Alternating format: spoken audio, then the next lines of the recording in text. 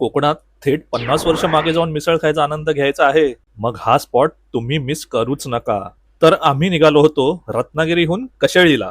वाटेत लागली होती भूक आणि आम्हाला घ्यायचं होतं मिसळ खाण्याचं चविष्ट सुख. कशेळीला पोहोचायला उशीर होत असतानाही आम्ही मुद्दाम एक हॉल्ट घेतला पावस येथे, कारण आम्हाला येथील एका प्रसिद्ध मिसळची चव चाखायची होती. तर हा स्पॉट आहे पावस येथील श्री दत्त उपहार गृह, जो ऍक्च्युली भटाची मिसळ या नावाने जास्त प्रसिद्ध आहे. हे आहेत स्वतः भट काका, जे त्यांच्या वडिलांनी सन 1971 साली सुरू केलेला हा व्यवसाय पुढे चालवत आहेत. इथली वाईब ही खूपच नॉस्टॅल्जिक आणि थेट 50 वर्ष मागे घेऊन जाणारी आहे. साधारण 5 ते 10 मिनिटे वाट बघितल्यानंतर आम्ही जाऊन बसलो बाकड्यावर आणि आम्हाला फारशी वाट बघायला न लावता भट काका घेऊन आले मिसळ आणि पाव. पोहे, फरसाण, शेव, मटकी आणि तर्री याने मिसळची प्लेट काठोकाठ भरली होती. वर लिंबाची फोड पिळून घेतली आणि सज्ज झालो जिभेचे चोचले पुरवायला.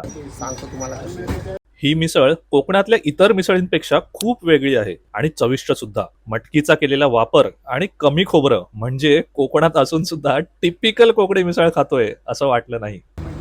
4 out of 5 गुड. मिसळ सोबत येथे विविध प्रकारची सरबत, ताक, चहा इत्यादी पेय आणि इतर खाद्यपदार्थ सुद्धा मिळतात. आम्हाला इथला गुळ खोबऱ्याचा लाडू विशेष आवडला. ही मिसळ मी कोकणातील आतापर्यंत खाल्लेल्या सर्व मिसळींमधली सर्वात बेस्ट मिसळ होती. त्यामुळे तुम्ही कोणत्याही कारणास्तव पावसला जर येणार असाल तर तुमच्या गाडीत असो वा नसो, पण पोटात थोडी रिकामी जागा ठेवा आणि ही भट काकांची मिसळ नक्की ट्राय करा. अशाच इंटरेस्टिंग व्हिडिओ सोबत पुढे भेटत राहूच. तोपर्यंत कीप एक्सप्लोरिंग.